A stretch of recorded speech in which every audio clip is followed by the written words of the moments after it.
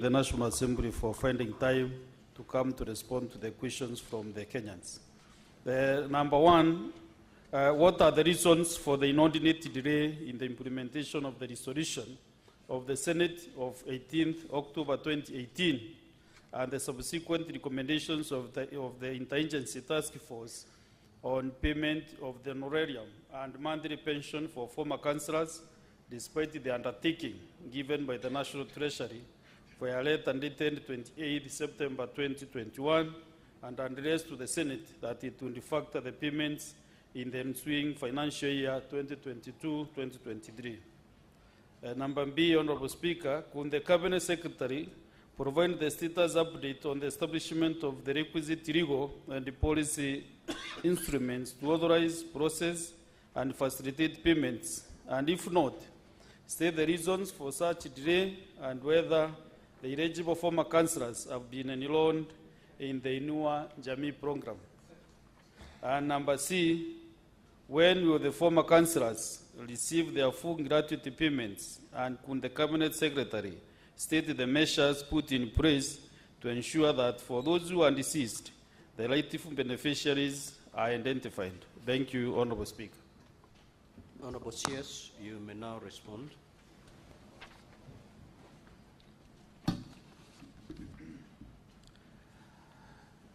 Thank you, Mr. Speaker. Mr. Speaker and Honourable Senators, I am grateful for the opportunity to appear before the Senate, conscious of your critical role in our nation's governance, ensuring accountability and representing the interests of the Kenyan people. My aim today is to provide you with a comprehensive response to your questions to achieve the best possible outcomes for our country.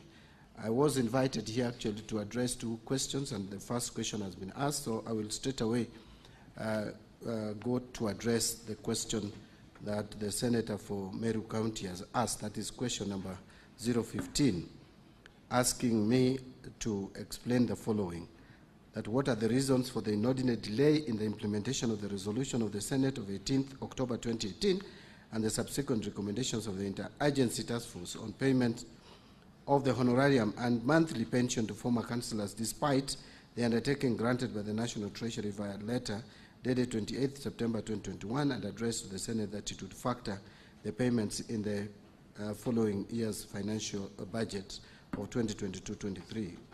Number B was for me to provide the status update on the establishment of the requisite legal and policy instruments to authorize, process, and facilitate payments, and if not, state the reasons for such delay and whether the eligible former councillors have been enrolled in the Inua Jamii program. Number C, which is the last one, was when will the former councillors receive their full gratuity payments, and could my office state the measures put in place to ensure that for those who are deceased, the rightful beneficiaries are identified? So, Mr. Speaker, I would like to respond to the questions raised by the Senator for Meru County regarding the payment of honoraria and monthly pensions to former councillors as follows. Number one, regarding reasons for the delay in the implementation of the Senate resolution and task force recommendations. Mr. Speaker, the delay is in implementing the Senate resolution of 18th October 2018 and the recommendations of the Interagency Task Force on the payment of honoraria and pensions to former councillors has been primarily due to legal constraints. The Attorney General, who is the official government advisor on legal matters, in a legal opinion dated 8th May 2023, advised that there was no legal basis to support the proposed one-off honoraria payment of Kenya shillings 200,000 to former councillors who served for less than 20 years. The opinion also referenced circular number 13894, issued by the then Ministry of Local Government, which limited pension or gratuity payments to councillors who had served continuously for 20 years or more as of 13th December 1993. Furthermore, the legal advisory highlighted the absence of a structured formula to determine benefits, given that councillors were not salaried or being paid, they were not being paid salaries, but received allowances that varied across different regions. Consequently, implementing the proposed payment of 2,383,800,000 to about 11,919 former councillors lacks the necessary legal and policy foundation. The second question was the status of legal and policy instruments to authorize and facilitate the payments. Mr. Speaker, given the legal constraints that I've just mentioned, the National Treasury has considered an alternative approach through the Inua Jamii program, which is designed as a social protection initiative for elderly citizens. Former councillors who meet the eligibility criteria form part of the persons for inclusion in the program. The State Department for Social Protection, in collaboration with the relevant government agencies, including the National Treasury, has been verifying eligible registrants into the program. We shall collaborate with the State Department for Social Protection to identify the number of former councillors already enrolled and facilitating the registration of those who have not yet been enrolled. In addition, the National Retirement Benefits Policy, which was approved by the Cabinet in October 2023, also aims to provide a harmonized framework for administering retirement benefits across all sectors.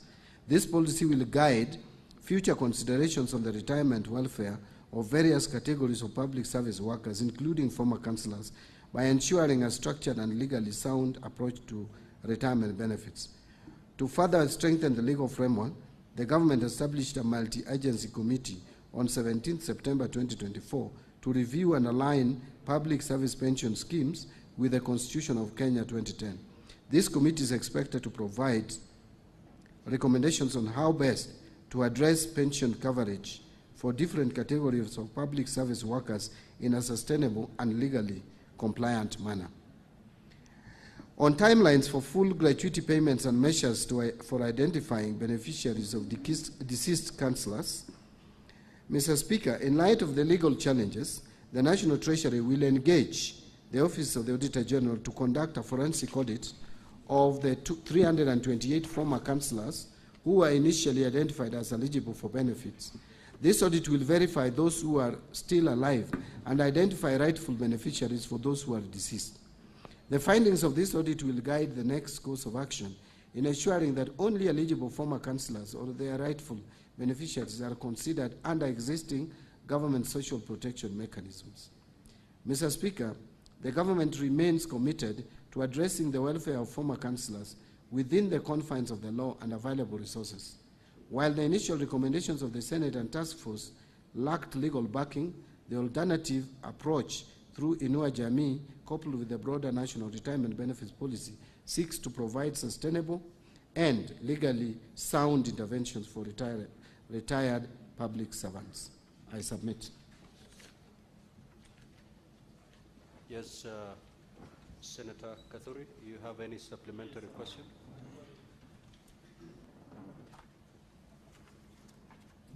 Honorable Speaker, thank you very much indeed. You know, Honorable Speaker, this is a matter of national interest. And if you can indulge us, maybe you can give us a bit of time to ventilate on this matter, Honorable Speaker. Honorable Speaker, this matter was canvassed during the last Senate. And I'm happy that the member who raised that matter is in this House. There is for the Senate. Honorable Minority Leader. Honorable Minority Leader. No, you know, I wanted to catch the ear of the Speaker because for sure this is a matter of national interest, Honorable Speaker. And we want to, maybe if you can give us some indulgence, especially when asking the supplementary questions, because our former colleagues, councillors, have really given an input to this republic. They actually laid the foundation where today we lay our legs on. So, Mr. Speaker, with your indulgence, maybe the senators who might be interested, you can give us some leeway to really ask the right questions, because those councillors have no other forum except this House, especially the Senate, so that we can canvass this matter. And Mr. Speaker, I want to thank Dr. Mwangi for availing his time also to appear here on behalf of almost 1,500 councillors as their chairman. So, Mr. Speaker, you can see the interest that this matter has. And therefore, first of all, I want to inform the CS that the payment of these councillors was an undertaking by Honorable Ambassador Ukula, who was the CS, National Treasury and Planning. And this matter came through this House, Mr. Speaker. What we are trying to unlock today is the resolution of the Senate on the 18th of October 2018. When this matter was canvassed here, the matter was raised by the one and only the Senator for Kitui, who is, by God's grace, he is present in this House. Senator Kathore, just proceed to ask your supplementary question. Because So, the Mr. dashboard Speaker, is full here, and the more you... It is the first time we're hearing that there was another legal opinion which was sought with the AG, and the AG gave an opinion that there was no legal basis for payment of these honorarium or the pensions to these councillors, Mr. Speaker. That was last year, 2023. So from the time this matter was canvassed up to the 2023 legal issue that the AG raised, we don't know what happened and who is this trying to frustrate the councillors. Mr. Speaker, it is actually, if there is no legal basis, it is the AG who should work tirelessly to ensure that we have a legal framework to give them their pension or whatever they worked for. So, Mr. Speaker, the CS, you know, I don't want my former colleague to go into this route that is the one who has not been able to pay the councillors. He has been unable Senator to pay. Okay, Senator for Meru, Senator Kathore. What is your question to the Honorable CS? My question is, Mr. Speaker, is that I have fully stated my stand that it is the first time again this matter is arising. Even the chairman is not aware about the legal opinion by the AG. I don't know who sneaks these opinions so that these people don't get a very little money, less than even 200 million, Mr. Speaker, sir. This country is ashaming itself. These are former leaders who really need support. They don't have even money to pay for SHA. Because I met the former councillors from Meru. Very old was this, they have even no 300 shillings to pay for SHA. And then there is a group somewhere which is frustrating them not to pay them 200,000 per councillor, those who served for less than 3 terms. So, Mr. Speaker, my question is to reform back the Treasury. We don't need that legal opinion. It can be quashed again by this House, Mr. Speaker. So this Wazir can get their pension, Mr. Speaker. And therefore, that is why, you know, this matter is not about the questions, but needed to seek. Senator Fomero, with all that, what are you asking the Honorable The CS to set aside that legal opinion and pay the councillors without further delay. So your question is, could the Honorable CS set aside this? Set aside, yes, he set aside that the opinion. legal opinion and proceed to pay. Is that your question? And if he cannot be able to set aside, he can still request the AG through Treasury. He has that power. Good. To request the AG to set aside that opinion or to come up with a legal framework that will enhance the payment of the pension and honorarium to the former councillors, Mr. Speaker. So, Honorable CS, there are 2 supplementary questions from Honorable Kathuri. 1, are you in a position to set aside the legal opinion? Secondly, if not, can the AG come up with a legal framework within which the former councillors can be paid their money? Proceed. Thank you, Mr. Speaker. Am I able to set aside the legal opinion of the Attorney General? The answer is no. I don't have that capacity. The Attorney General is actually the legal advisor to the government, and once she has given the opinion, or he has given the opinion, then that opinion, I cannot set it aside. The other issue before us is whether we need to have a legal framework to pay the councillors or former councillors. The answer is yes. I believe legal opinions are based on legal provisions. And so the Attorney General must have been informed by clear foundation of the law. So the people with the mandate to bring a legislative framework through which councillors can be paid is actually this House. What my advice would be is for Senator Kathuri to make a provision in law that would allow these former councillors to be paid. It's not that I am not interested in supporting these councillors. Many of them come from my place. I know them personally, and I've even met them during my times in politics, and they have complained, and I know what they go through. But for us to be able to pay these former councillors gratuity or pension, there is need for legal framework. Remember, Mr. Speaker, we even have cases of former members of parliament whom I personally made an attempt to provide a legal framework through which they could be paid. And I brought a bill in parliament, which bill was passed, and the president refused to assent to it. But this was in realization that there was no legal framework to pay former MPs. There cannot be lack of legal framework to pay former MPs, which made us to attempt to amend the law, and yet there is a legal framework to pay former councillors. To be honest, if these former councillors have to be paid, there must be change of the law. We all know that even our constitution talks about any money that is paid to anybody who is appearing like a public officer, like I believe councillors would appear, needs to be processed through SRC. But lastly, I want to say that these councillors were not even drawing a salary. So you don't even know if you are to pay them. You are basing it on what? And the motion by the Senate was a motion. Motion remains an intent. It doesn't have the legal basis to occasion withdrawal of public funds. So the motion remains motion. If it was a bill passed by the House, then that becomes legally binding. But where we are, there is an intention to pay councillors, former councillors, but we lack the legal framework. Thank you, Mr. Speaker. Senator Enoch.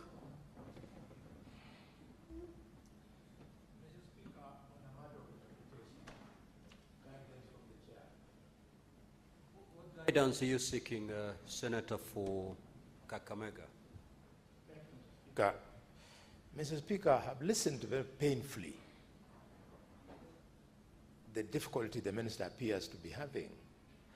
But listening to it and reading it together, and listening to it and reading Article 94 of the Constitution, which speaks to the role of Parliament, it says, Mr. Speaker, in 94.5, that no person or body other than Parliament has the power to make a provision having the force of law in Kenya except under the authority conferred by this Constitution. Mr. Speaker, we have not come to Nairobi in this House to speak in vain. We do so under the provision of this Constitution, which I have read, Mr. Speaker. Mr. Speaker, is the minister suggesting that the Attorney General has the power to veto Parliament? This Parliament made a resolution. Senator Boni, I'll give you an opportunity to ask a question. No, I was asking for interpretation. Senator Enoch, Mr. Speaker, I wanted you to guide us. I can see your name on the dashboard. I'll give you an opportunity. Oh, thank you.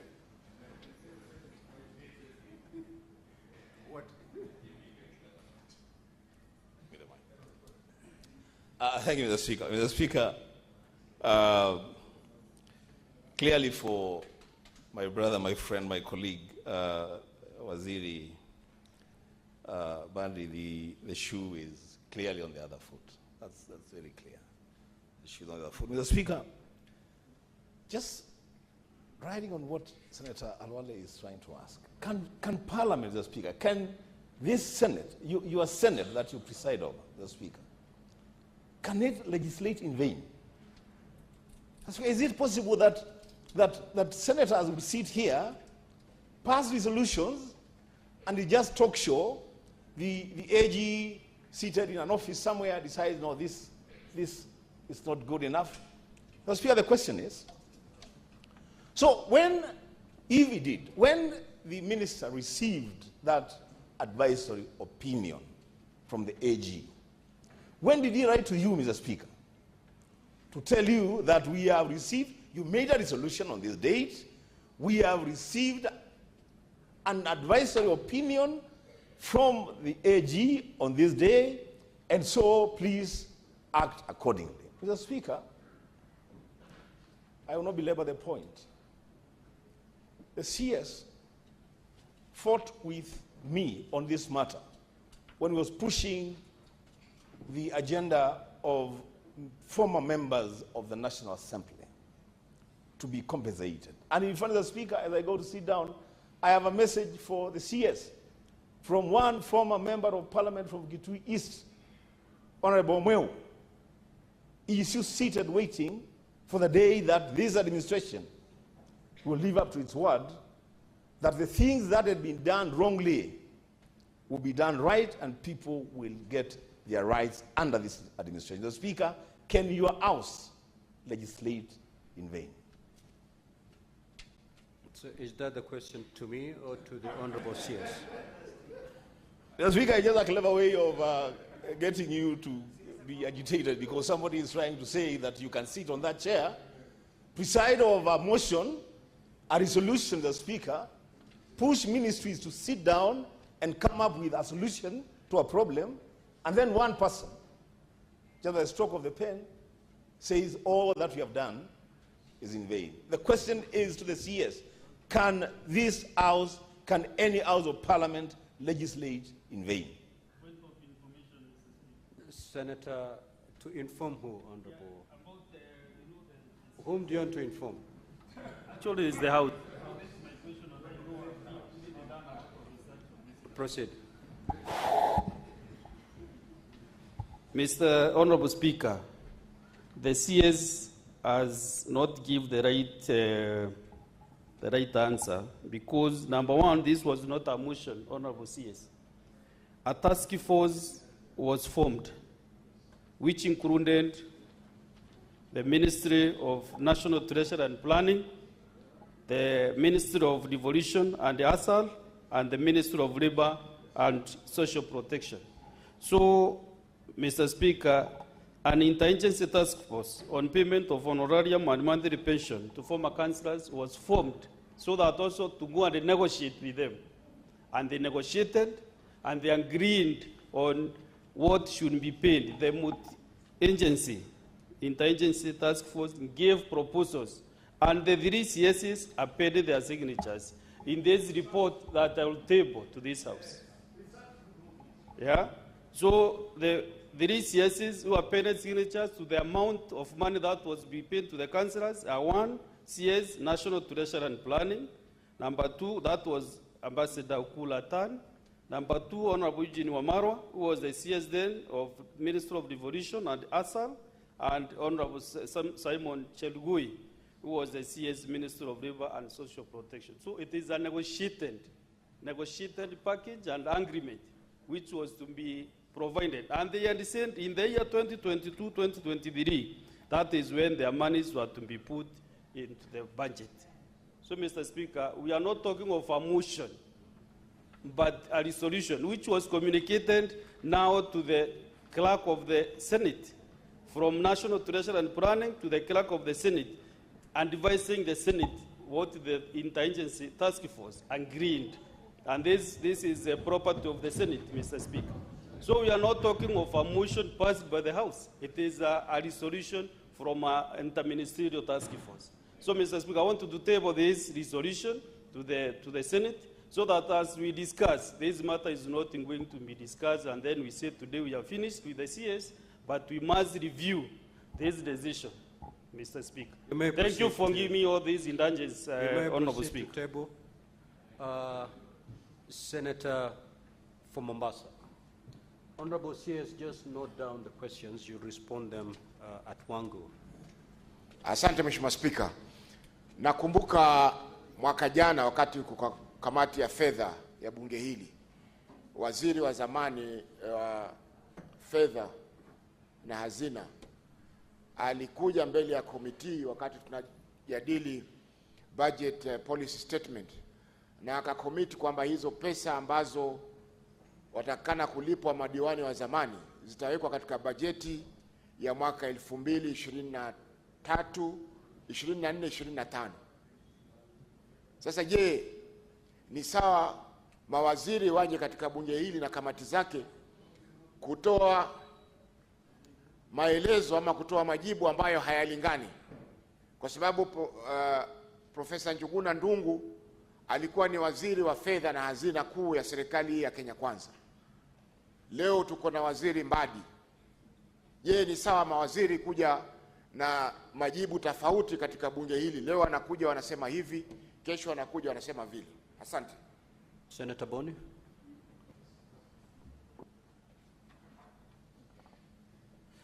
Mr. Speaker, our brother Mbadi is a very experienced parliamentarian, and he knows that Parliament does not speak in vain. I leave that to his conscience.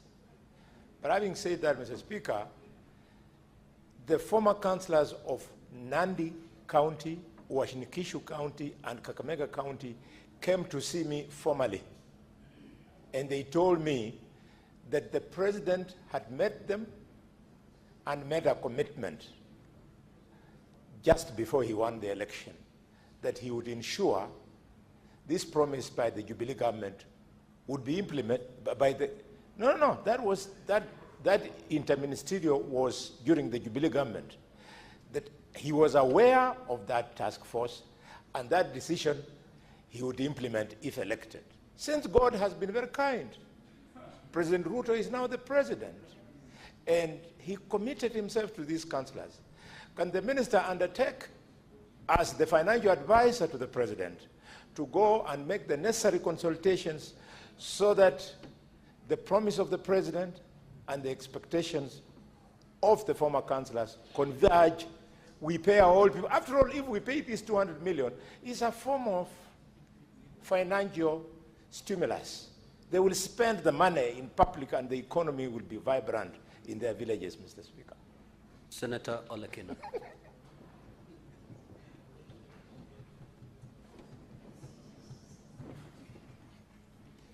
Asante sana Bwana Spika. Bwana Spika, ningependa kufahamu kutoka kwa waziri wa fedha. Je, ni lini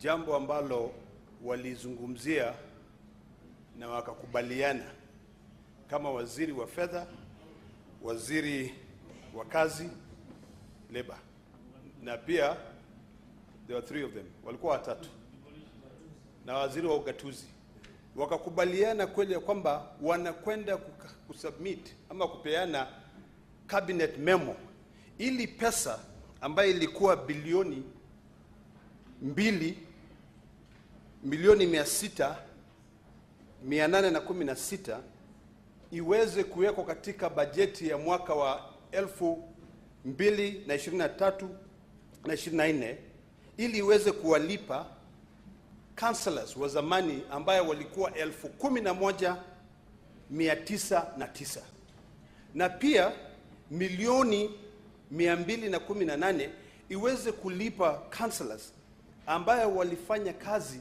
zaidi ya term 3. Ni lini? Je, ni lini mambo ilibadilika ambaye katika seneti hii? Mheshimiwa, najaribu kuongea Kiswahili kabisa ndio councillors waweze kuelewa. Ni lini hiyo ilibadilika ambaye seneti hii inaweza pronounce itself, sijui inaitwaje kwa Kiswahili, kujieleza kupitia namna mbili. Ya kwanza ni wakuwa na ile mkataba motion, ya pili ni wakipitisha sheria. Seneti hii ilipitisha mkataba, ikasema ya kwamba hawa former councillors ambayo walikuwa ni 11,400 waweze kulipwa pesa. Tukazungumza, tukapiga mikutano hapa. Waziri wa fedha ambaye ndiye alikuwa kabla ya rafiki yangu Mbadi kuja, alikuja katika kamati ya labor.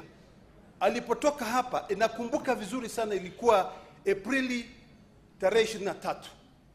Tarehe 23 akatueleza ya kwamba hao wenyewe wamekubaliana wanakwenda submit cabinet memo ili hii pesa iwekwe kwenye bajeti. Je, ningependa kujua Hii pesa iliwekwa kwa bajeti alafu ikarudi ikaondolewa kwa sababu hawa ni watu ambao wamezeeka, hawana faida. Na ukijaribu kuangalia ni kwamba hao ndio wamefanya tuje hapa. Hao ndio walitengeneza. Kama si hao ugatuzi ingeweza kuja. So Mheshimiwa Speaker, ningependa kujua katika kweli ni lini jambo hili lilibadilika. Ya pili, nikienda kumalizia. Honorable Mheshimiwa, you're entitled to only one supplementary question. Hiyo ni swali our moja. Order paper. No, under our standing orders. Mheshimiwa Speaker, hiyo ni swali moja, swali ndio ngumu. Naomba tu nikubalie kwa sababu kama ningekuwa naeleza na Kizungu ingekuwa imeflow vizuri. Conclude. Mheshimiwa Mbadi ametueleza ya kwamba alipata ujumbe kutoka kwenye Attorney General ya kwamba hii jambo halifai kufanywa. Sheria. Mimi nauliza, wakati ile Mheshimiwa Ndongo alikuja kwenye kamati ya kazi ya labor, hakuwa amezungumza na huyo Attorney General kumweleza kwamba mimi sasa nakwenda kule nishawishi, na badala kabla hawajapeleka hii mkataba wao katika cabinet, kwa sababu hao wenyewe walisema wakuwa watatu, 3 cabinet secretaries watapeleka joint memo, cabinet memo, ndio hiyo hela iweko kwenye, kwa nini kwenye bajeti? Ni lini hii ilibadilika? Ama ni ile mchezo ya paka na panya ambaye inakimbia hivi, leo tunasema tunapatia hawa, lakini kwa sababu hawana ile siasa, political clout, wanatupwa nje. Mheshimiwa Speaker, ningependa kujua kwa sababu maisha ya hawa former councillors ni maisha ambaye lazima tuwapiganie, kwa sababu leo hii Mheshimiwa Mbadi akisema ati tunabadilisha tuweke kama Inua Jamii, hiyo itakuwa ni discrimination. Kweli unawezaje kusema na Inua Jamii ya councillor nampa 1,200 na pia naenda kuinua jamii ya baba ya Ledamo unampatia shilingi 2,000? Hiyo kweli inawezekana? Hiyo kweli, je, hiyo ni ungwana? Asante. Now, honorable senators, allow the honorable CS to respond, because in his response, I believe he may even address some of the issues that are yet to be raised. Honorable CS, proceed. Thank you, Mr. Speaker. Mr. Speaker, first of all, I want to state categorically that it's not in my interest to deny former councillors what is rightfully theirs. What I'm emphasizing on is, yes, it is desirable to pay these former councillors. Many of them are suffering, having served this country and having been in public offices and respected personalities in their right in this country. But we must do it within the law. Now, I have been asked by Senator Wambua a few questions, I think about 2. One, whether the House can act in vain. My answer is no. The House should not act in vain. Did we write to the Speaker? Senator Eddy and Senator Fogarisha, kindly. Did my office write to the Speaker on this matter or the opinion of the Attorney General? Unfortunately, I don't think we did. We didn't write to inform the Speaker. So the question here that has been asked is, there was a task force that was set up and the resolution of the House. First of all, let me start with the task force. Is the report of the task force binding? My understanding is no, it is not. Why? Because the Constitution, which Senator Boni Aluale mentioned, provision number 94, or Article 94, 5, says no person or body, including task forces, other than Parliament, has the power to make provision having the force of the law in Kenya, except under authority conferred by this Constitution or by legislation. I am yet to see the provision in our Constitution or any written law passed by this Parliament which has authorized a task force formed to approve payment to former councillors. If there is that provision, I would obey and pay. Make provision in our budget and pay, but there is none. So that task force remains a task force. Its report should be implemented procedurally, which has not. So up to now, there is no, out of the task force, which should have, a legislation should have flown automatically from the task force report to now anchor it in law, and that has not been done. Now, on a question by Senator Faki, why I have not respected or obeyed what former CS is committed to do. Unfortunately, I want to report to the Senate that yes, my predecessor, Honorable Yatani, or even Honorable Ndungu, probably made a commitment, but they didn't pay. The person who is paying now is myself. I cannot pay unless backed by the law. Because when now it will raise issues, I am the one accountable. I'm the one responsible. I cannot hide behind people who made commitments or intentions and didn't pay. So the paymaster now is myself. If they paid, I would have come here to report that they paid. But they didn't pay. And they left it for me to pay, and I'm checking the legal framework, and I don't see it. A question was asked about the Attorney General's powers. My reading of Article 156 is this, that the Attorney General is the principal legal advisor to the government. Now, being the principal legal advisor, I take his advice or her advice very seriously. And the Attorney General gave advice on 8th of May 2023 on this, and that advice has not been vacated or changed. Senator Boni Alwale has asked me about, again, Parliament legislating in vain. I want to say again, Parliament cannot legislate in vain. The only thing that I said is, and we have been in this house with Senator Boni Alwale for a while, we know the power and the force that a motion has and a bill, an act of Parliament. A motion usually, and by the way, this has been the legislative practice, that if you want a bill to pass easily, you craft it in a motion. That motion is debated, and once you succeed with the motion, then you follow through by generating a bill to actualize your motion. How I wish that Senator Wambua, who raised this matter, brought it to the House through a motion, followed through by bringing a legislation to anchor whatever the House resolved into law to allow for payment. If that is done, I will definitely obey the legal framework. As to the President's commitments to pay the councillors, I want to again read Article 94 of the Constitution, that no person, and there is no exclusion here, no person or body, whether President or anybody else, other than Parliament, has the power to make provision having the force of law in Kenya, except under authority conferred by the Constitution or by legislation.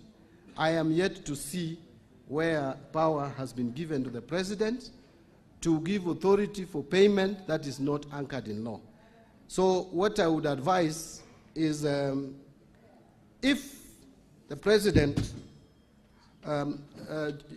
initiate through the executive a legislative proposal which would now give me the legal basis upon which this payment can be made, I will obey. Senator Lekina, Senator for Narok County, since when did we start? In fact, it was in Kiswahili, but I'm trying to translate it into English, that an agreement by 3 CSs be changed. I am not changing the task force report. What I'm saying is that task force report has made recommendations. Those recommendations now should be anchored in law to allow me to make payment to former councillors. And when did this change? It has not changed. The task force recommendation still stands. But we have to now actualize it. Did Professor Njuguna Ndung'u speak to the Attorney General before coming before the Senate? I wish I knew. I have not consulted him to know whether he did.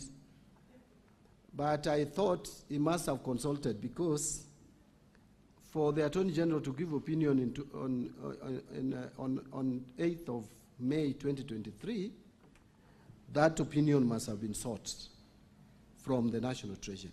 And the CS then was Professor Njuguna Ndung'u. So I am very sure he must have, in one way, communicated with the Attorney General. On the Inua Jamii, I was not saying that we pay the former councillors this gratuity, pension or honorarium through Inua Jamii program.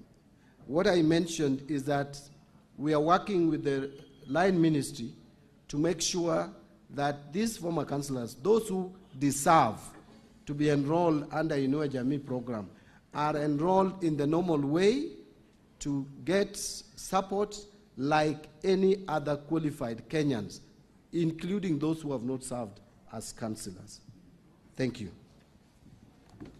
Now, honorable senators, we need to make progress on this very weighty matter. And I know that if I'm to give an opportunity to any of you,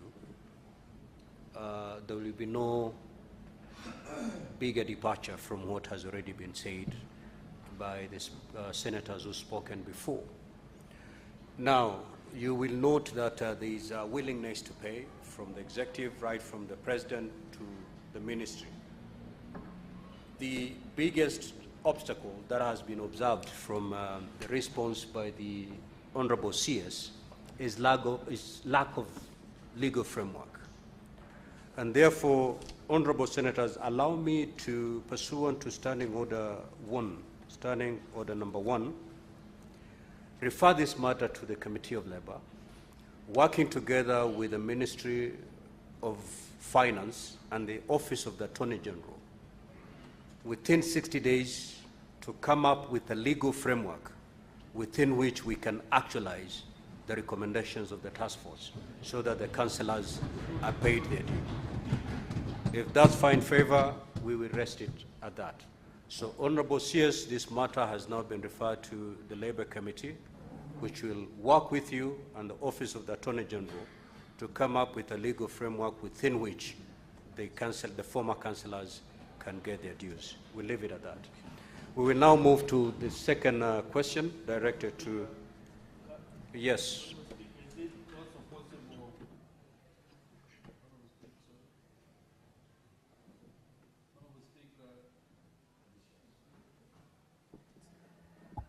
Honorable Speaker, thank you for your guidance, and I'm okay with your guidance. And I've realized the lacuna where it is. So, Mr. Speaker, I was asking, is it possible also to include the Committee on Budget and Finance? Because it is very critical on this matter. That is the committee that can also be able to get CS Mbadi anytime they want to meet him.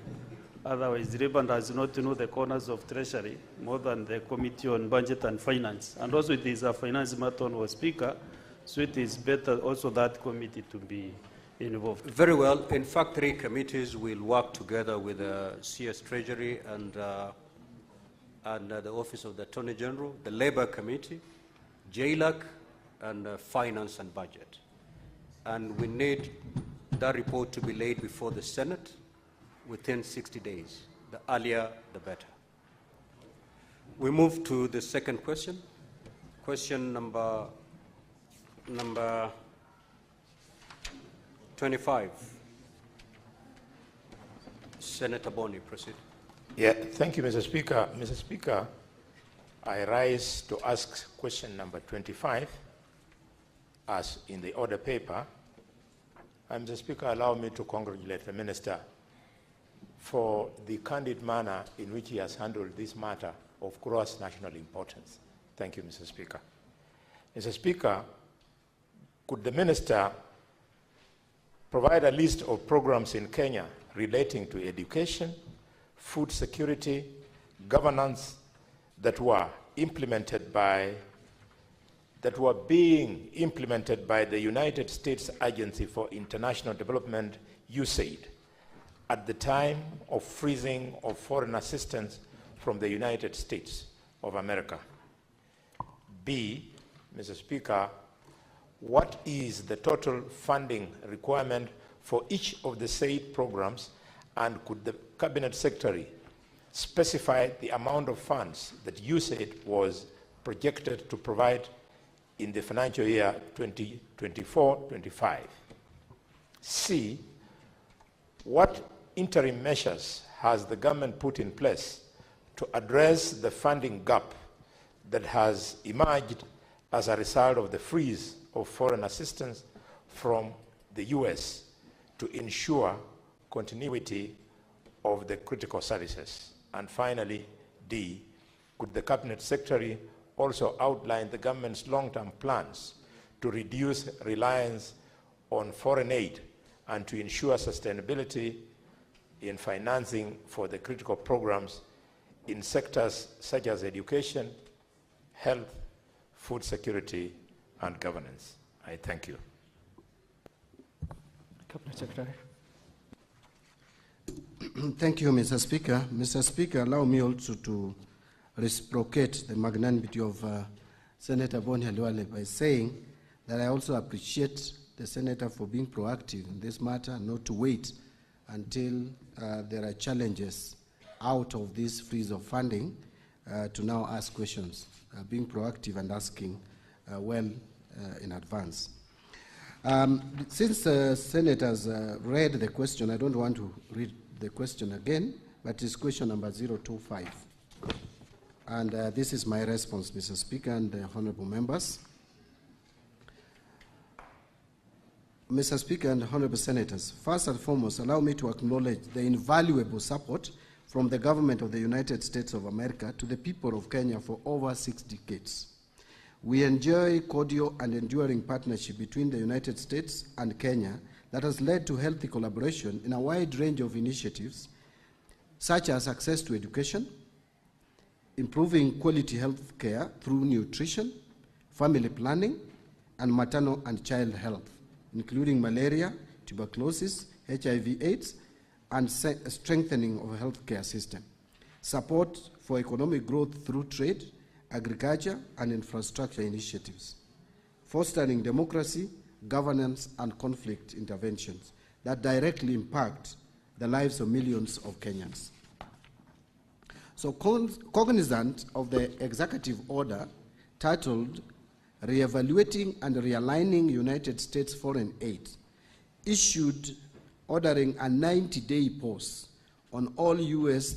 foreign development assistance programs to conduct a review, the National Treasury wishes the Senate to note the following: that the U.S. government provides foreign aid primarily in grants form to Kenya using several U.S. government agencies whom we have existing development cooperation framework with, including U.S. Department of State, U.S. Agency for International Development, or what is known as USAID, U.S. Trade Development Agency, the Millennium Challenge Corporation, the United States President's Emergency Plan for AIDS Relief, Development Finance Corporation, and the U.S. African Development Foundation.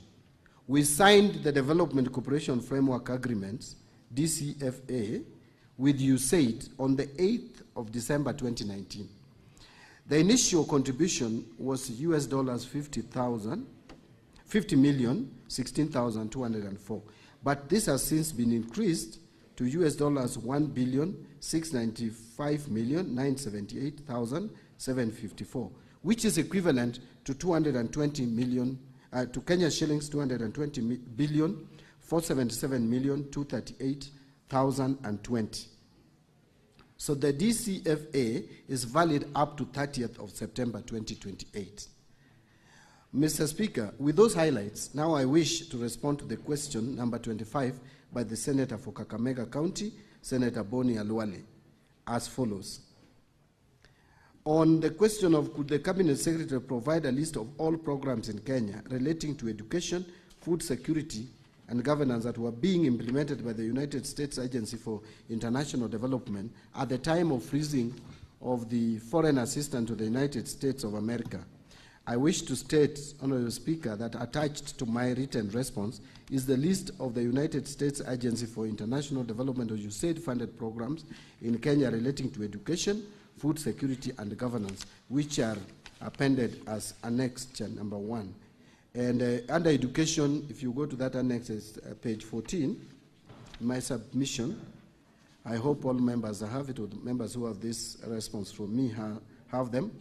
Under education, there is US dollars 22.3 million, and I've highlighted where this money would be spent: training of teachers to enhance reading instructions, providing support to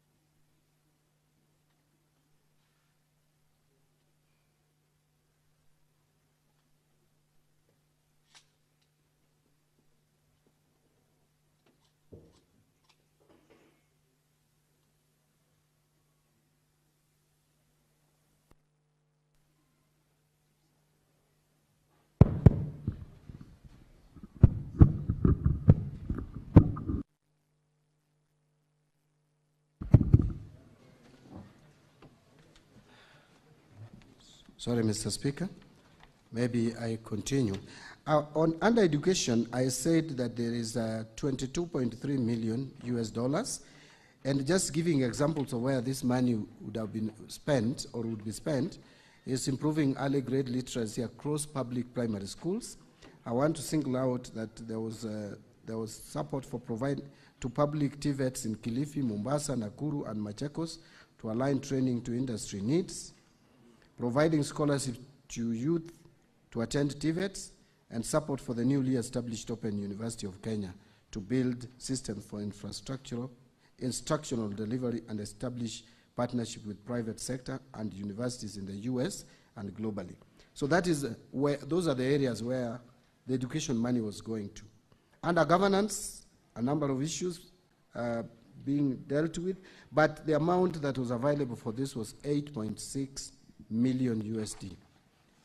Under food security, it was a little higher, 128 million, and that is equivalent of 16.5 billion shillings.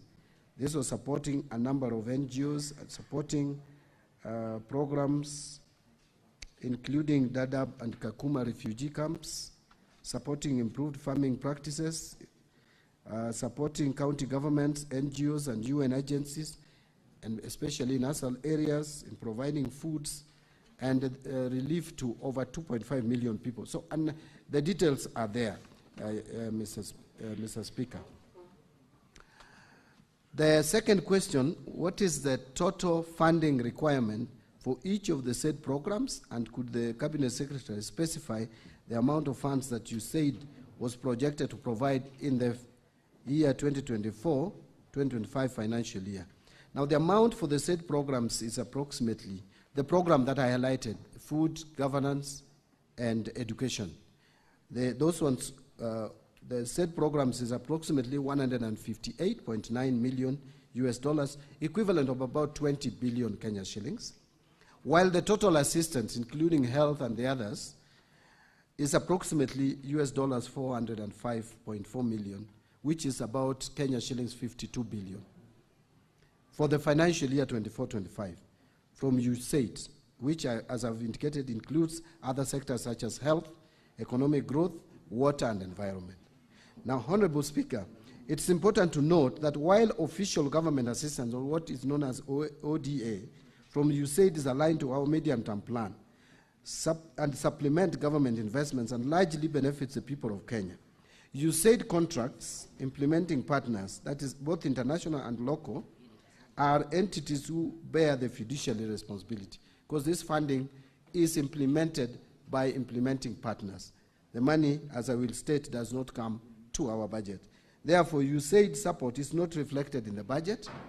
The National Treasury plays a subsidiary role in facilitating tax exemptions. So that is something worth noting, that this has been off-budget financing from USAID. However, provides very critical services. Now, what interim measures has the government put in place to address the funding gap that has emerged as a result of the freeze of foreign assistance from the USA to ensure continuity of critical services? My response is as follows. Regarding the interim measures to address the funding gaps resulting from the freeze of foreign assistance from the USA, the government has taken the following steps to ensure the continuity of critical services. With the affected state departments, we are conducting a review of our existing budget allocations to prioritize funding for essential services in sectors such as health, education, governance, and food security to be included in the budget estimates of supplementary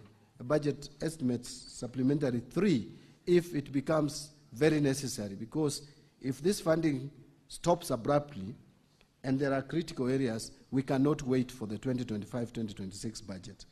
Likewise, county governments are also expected to act accordingly to ensure uninterrupted service delivery for devolved functions. We are also engaging with other development partners to explore opportunities for additional funding and technical assistance to plug the gap. For instance, the Universal Healthcare Agenda reforms under the Social Health Authority, SHA, vulnerable populations will gain access to a broad spectrum of benefits, including screening, dialysis, kidney transplants, essential medications, and vital medical equipment, and plug the gap by some of the interventions that were being performed by USAID. The other question was that could the Cabinet Secretary also outline the government's long-term plans to reduce reliance on foreign aid and to ensure sustainable financing for critical programs in sectors such as education, health, food security, and governance? And this is my response, Mr. Speaker. Like you have observed, this administrative action has actually exposed our vulnerabilities and calls for concerted efforts to address them to ensure Kenyan self-reliance. Our Vision 2030 overarching goal is to transform Kenya into a newly industrializing, middle-income country, providing a high quality of life to all Kenyans or citizens. The journey to self-reliance requires broad-based economic development. The government is implementing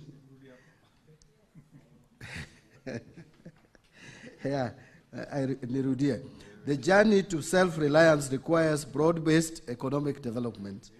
And the government is implementing policies, programs, projects, and interventions in the bottom-up economic transformation agenda to enhance agricultural transformation, support macro, small, and medium enterprises, provide affordable housing and settlement, achieve universal health care, and support growth of digital superhighway and creative economy for job creation.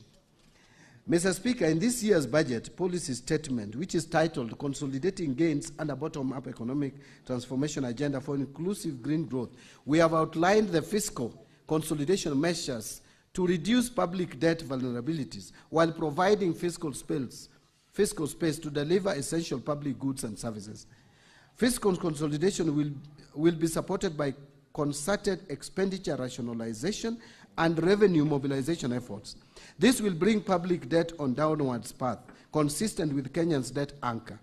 To boost revenue, emphasis will be placed on a combination of tax administrative and tax policy reforms that include strengthening tax administration for enhanced compliance through expansion of the tax base, minimizing tax expenditures, leveraging on technology to revolutionize tax processes, sealing revenue loopholes, and enhancing the efficiency of tax system. and focusing on non-tax revenues that ministries, departments, and agencies can raise through the services they offer to the public. The government will also sustain efforts to strengthen accountability, transparency, and a revenue mobilization path guided by the medium-term revenue strategy that makes tax regime more efficient, equitable, and progressive. These deliberate efforts will be put in place to strike a right balance between the need to create a stronger and more reliable revenue stream and the need to protect the critical masses who have been grossly affected by the prevailing macroeconomic shocks. To strengthen expenditure control and improve efficiency and effectiveness in public spending, the government will rationalize and reduce non-essential expenditure, roll out an end-to-end e-procurement system to maximize value for money, and increase transparency in procurement. Operationalize the public investment management information system to automate public investment management process, revamp the public service pension administration through digitization and re-engineering of the pension management system, and expedite governance reforms targeting state corporations. To strengthen public finance management, the government will fast-track the process of transitioning from cash basis to accrual basis of accounting to improve cash management and enhance financial and fiscal reporting, and entrench the adopted zero-based budgeting approach while finalizing the financial year 2025-26 budget estimate to reorient our budgeting and expenditure framework. The government will also operationalize the asset and inventory management modules in our IFMIS for all MDAs, and this will enable the government to have full visibility of all assets and inventory and facilitate optimal assets utilization and ensure idle and unserviceable assets are disposed in conformity with existing legal requirements. I want to add that most of these measures that I've already put here, Mr. Speaker, many of them are at their advanced stages of implementation.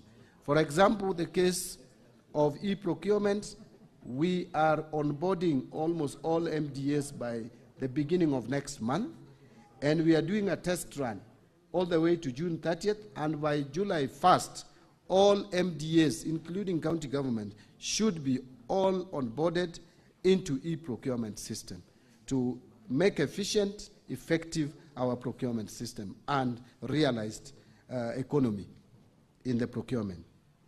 The case of actuarial accounting, already my committee is implementing it, which is headed by my PS. I delegated that to him, and he's doing an excellent job, even in terms of inventory and investment management.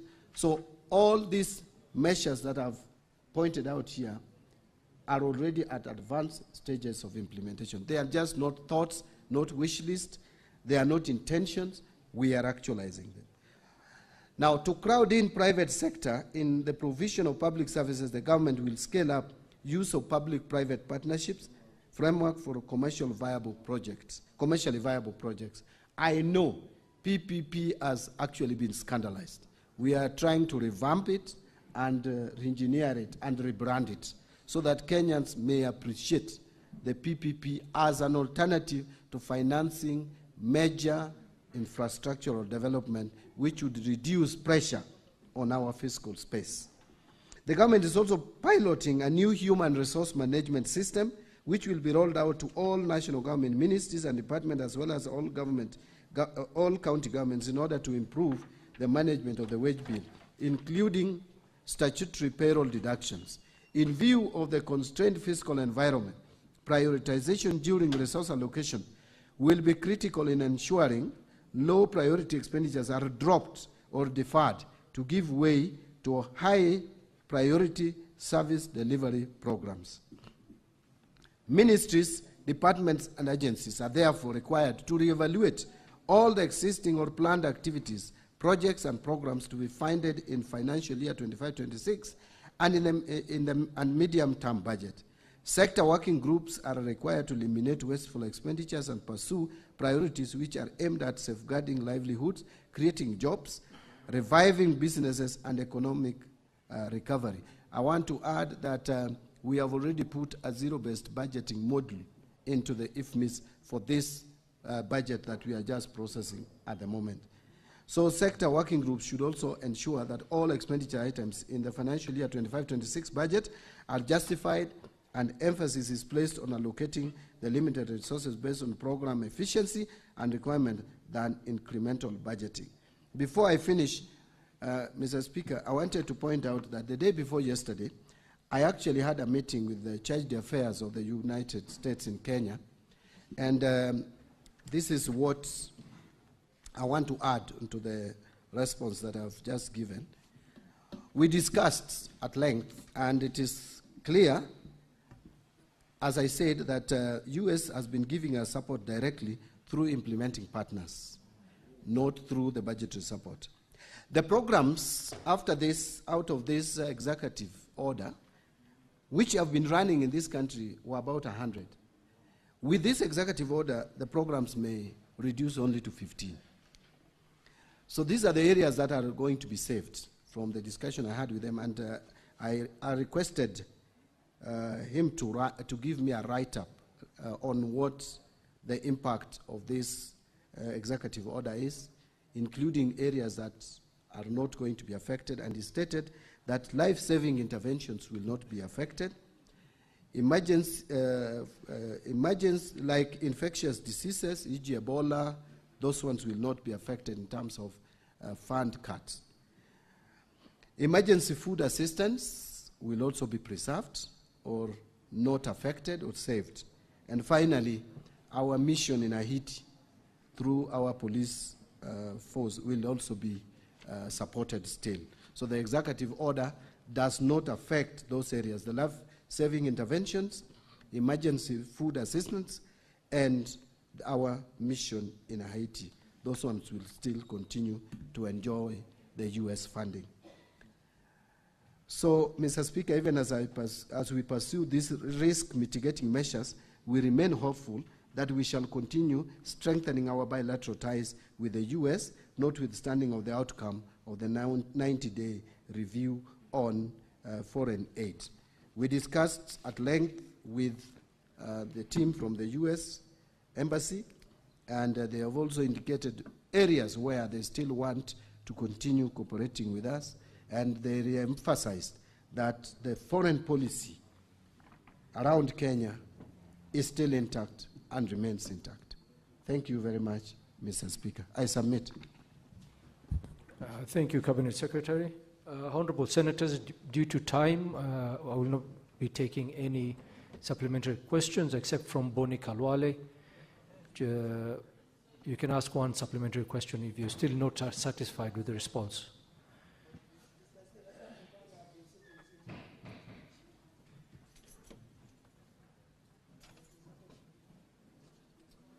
Mike, thank you.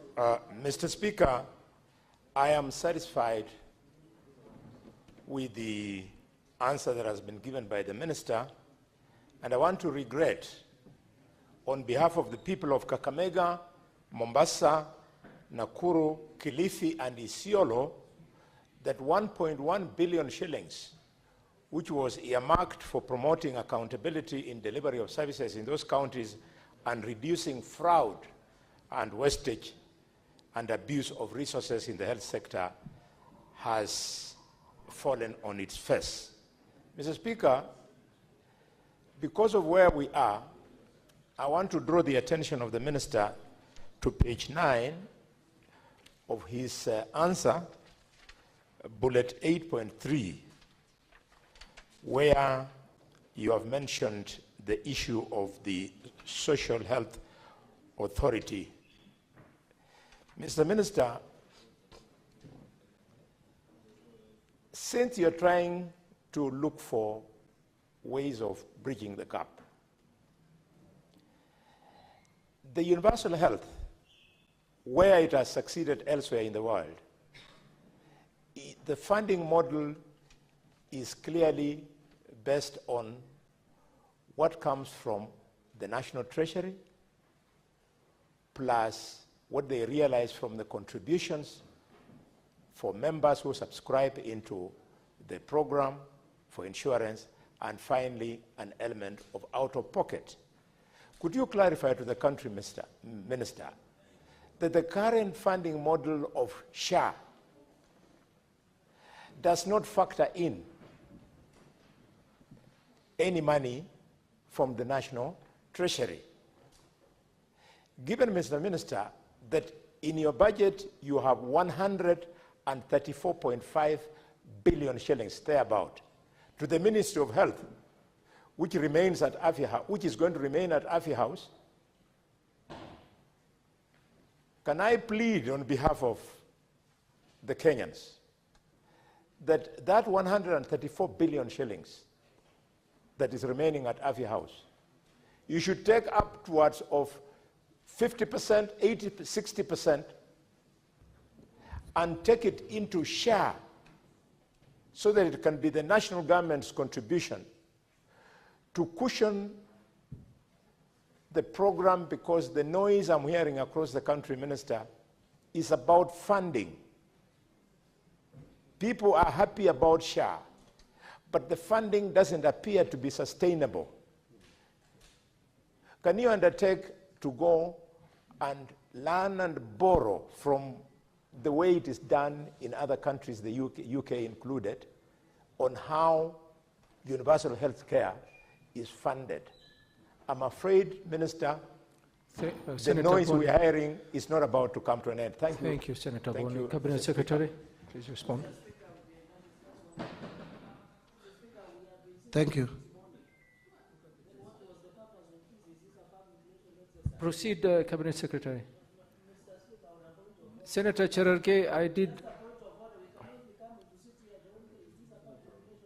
Yes, so I have told you we have run out of time. There's another Cabinet Secretary waiting. What questions? The question has been answered. This is a supplementary question. Senator Cherargei, we are not going to engage each other in a verbal exchange. Cabinet Secretary, please proceed. Thank you. Thank you.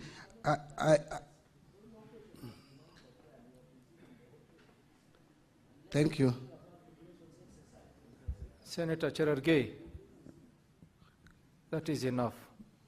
We have run. Let the Cabinet Secretary reply, please. No. No. Allow the Cabinet Secretary to respond. Cabinet Secretary, please respond. Thank you. Thank you, Mr. Speaker.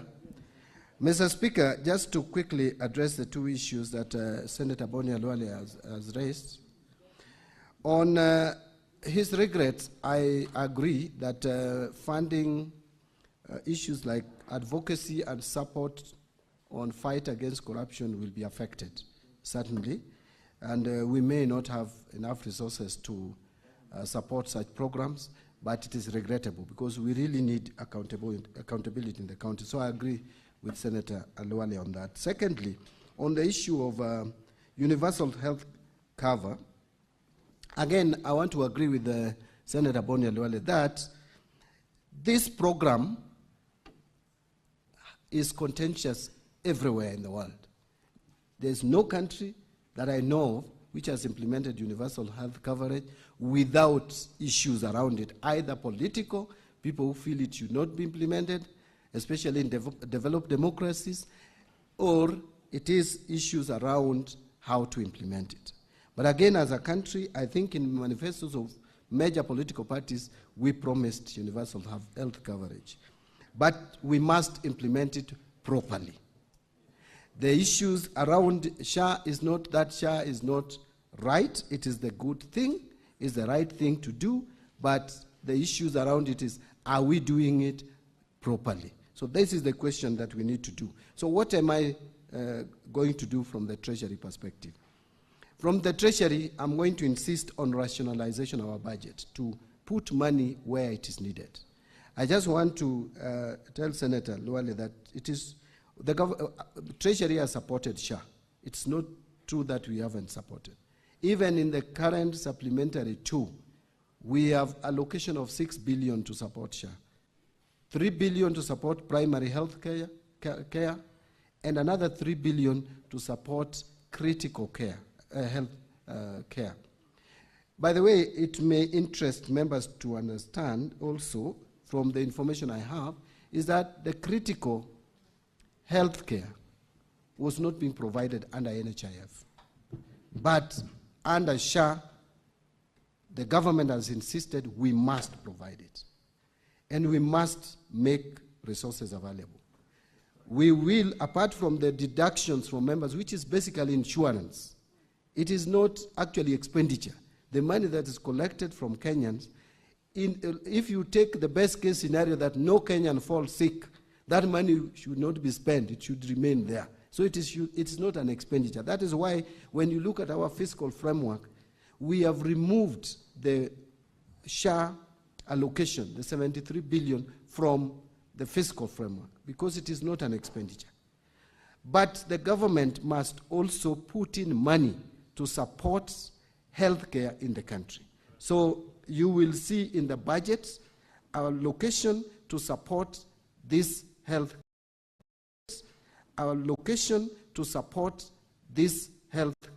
program, because it is critical. We must do it. And I hope and I believe that the line ministry will do justice to Kenyans by making this system work, make it more efficient, and make it more accountable. The problems which are there were bound also to be there, because any new thing must have challenges. But those challenges must be dealt with within a period of time so that the system works. We cannot afford to lose this. We cannot afford to lose this system. This system is the best for this country, especially with these challenges around some of the health programs that were being supported by USAID. We need a system that caters for the vulnerable of the society. And so mine was, Mr. Speaker, just largely to agree with Honorable Alwala. And I've taken note of your suggestion and advice to my ministry on how to deal with the funding to the health ministry. I will act accordingly. Thank you very much, Cabinet Secretary. We shall give you leave now. Wish you all the best in the hard task ahead. And probably we'll see you next time you're in this house to ask you more questions. Thank you, Cabinet Secretary.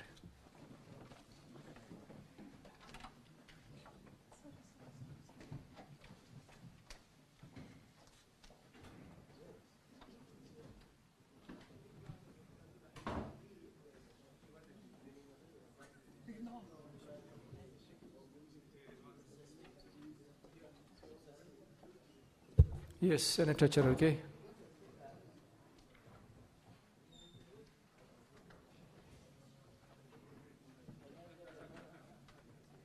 Give Senator Cherargei the mic.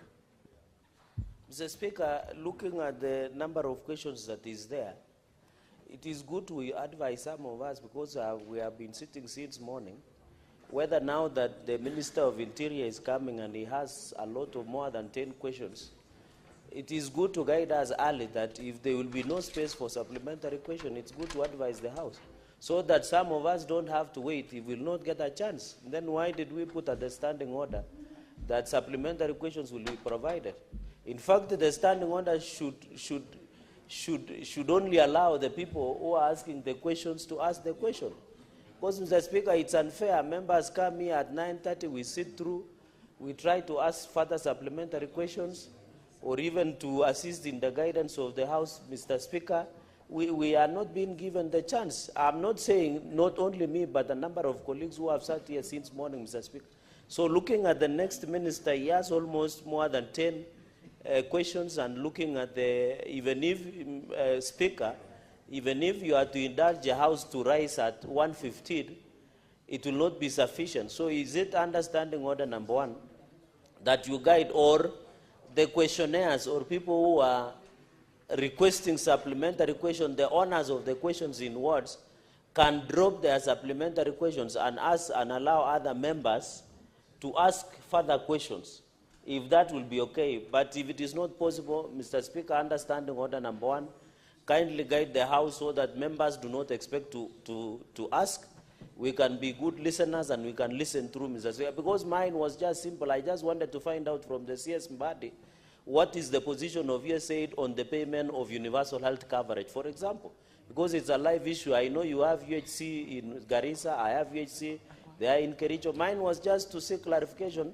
Is the cabinet minister in charge of Treasury looking with the suspension of USAID, is there a way that they have been catering for UH? And finally, Mr. Speaker, is also, we need your ruling and interpretation. Mr. Speaker, understanding on the number one, when a cabinet minister comes with the questions, even from your dashboard, you can tell whether there is a sufficient answer to the question. Is there, in your wisdom, understanding on the number one on the ruling, to provide to the House, if from the face value